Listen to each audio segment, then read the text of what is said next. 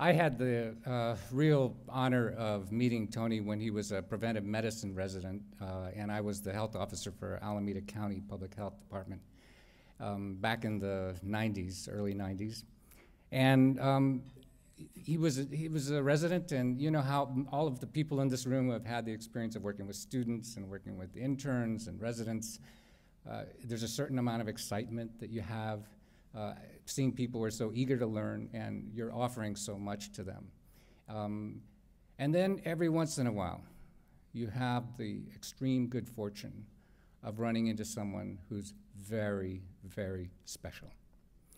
And the only thing I can think about are sports analogies of how people who are, talk about the NFL prospect or the Olympian prospect or the NBA or Major League Baseball prospect, that they had the privilege of being able to coach. And that's the way I felt, as a result of meeting someone as special as Tony Iton. His assignment was working on health status within the community of a sub-county level analysis in the city of Oakland. And right away, I don't know if you remember this, Tony, I can barely remember the details, but he challenged the statistical error that was being used, the methodology around determining statistical area in a small area analysis. And this has been something that had been in place for at least a good decade at the state level. And it turns out that he exposed the flaws in that methodology in the course of carrying out this project. And I think that opened our eyes to this amazing person who has the tenacity, and that was brought up earlier.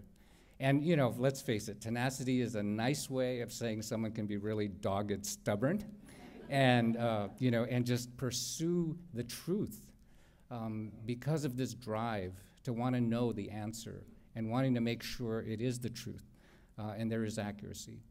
And that is really what underscores, I think, a lot of Tony's drive around social justice, a real dogged determination to right some wrongs that are there when we can expose the truth and clearly see what's going on.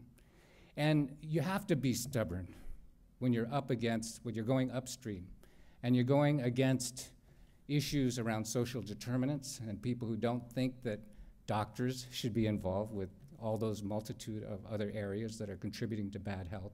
When you expose the discrepancy in life expectancy of people being brought up in one zip code compared to another, let alone other types of morbidity issues.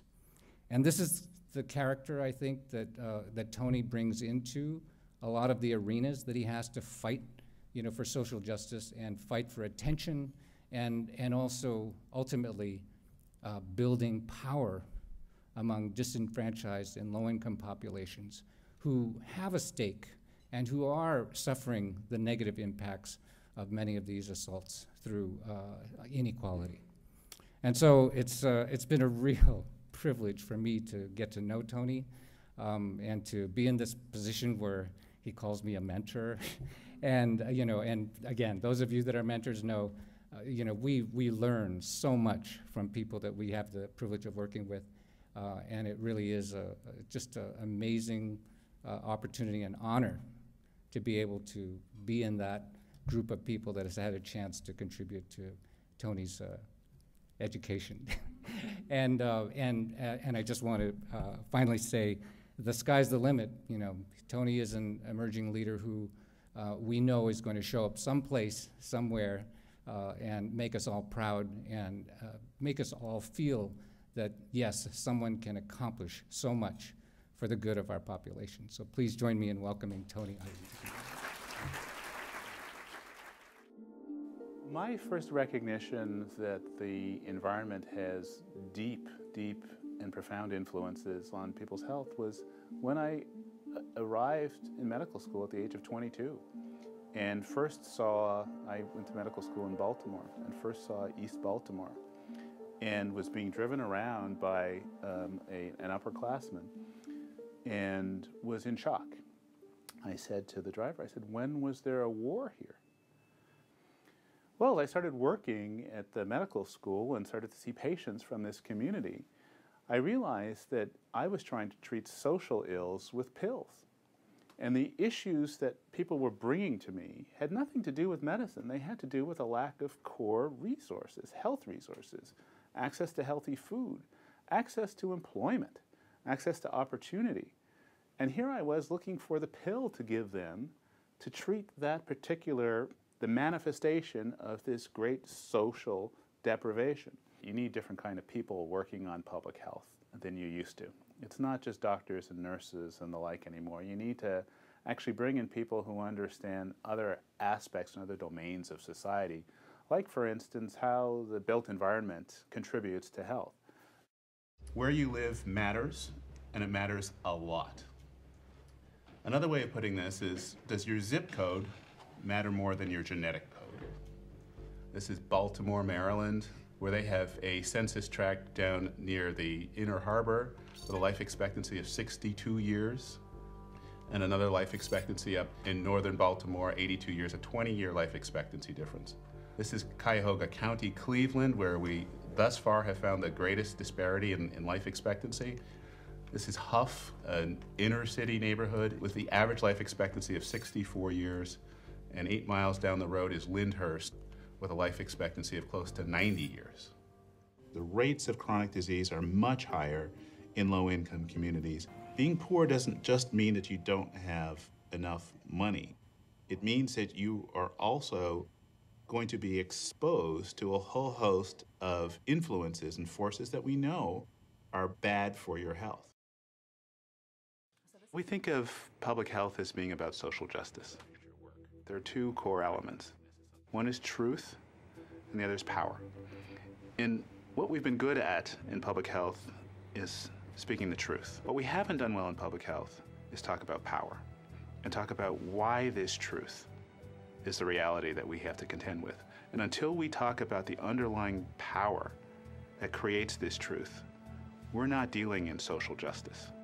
So we've actually hired community organizers who we've dropped into these communities and said, just build power. We want to see an increase in social, political, and economic power, because ultimately those are the levers of change of the environment.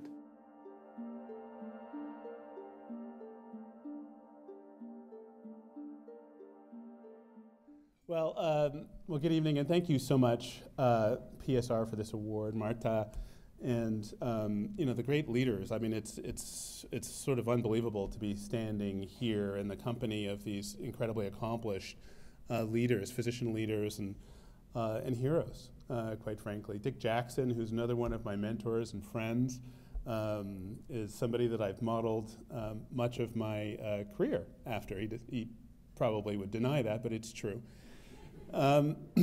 For those of you who don't know me, because I'm not an LA guy, I'm a San Francisco, Oakland, Bay Area guy.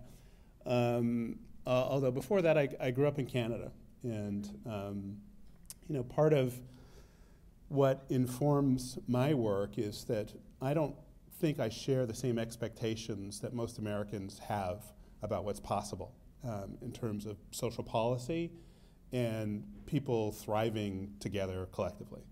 And I think that I'm still sort of struggling with the low expectations in this country around what's possible. And recently, I think for the first time, Canada, the average Canadian on a per capita basis, became wealthier than the average American. And that doesn't surprise me at all, quite frankly, because Canada doesn't waste human capital the way that we do in this country. And that's what has been so startling to me since I essentially showed up here at the age of 22 and couldn't understand what I was seeing in these very blighted communities. I was like, well, why are we walling this thing off like an abscess, giving it a name, and then basically under-resourcing it, and then expecting, somehow for it to thrive?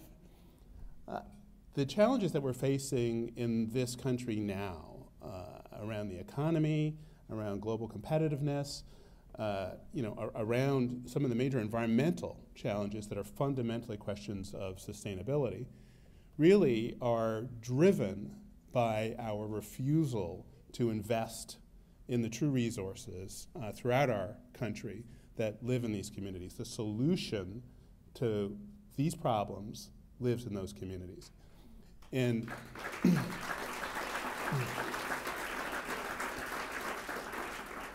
so I truly salute PSR, and I should say that when I arrived at Johns Hopkins at the age of 22 in 1985, the first organization I joined was PSR. And and we were slated to go to Tbilisi, Georgia, and then Chernobyl happened. And the trip was canceled, ironically, around sort of essentially the sort of escape of nuclear material. And my interest actually took a different route, and I got very much involved in apartheid and went to South Africa and got engaged in a whole host of things there.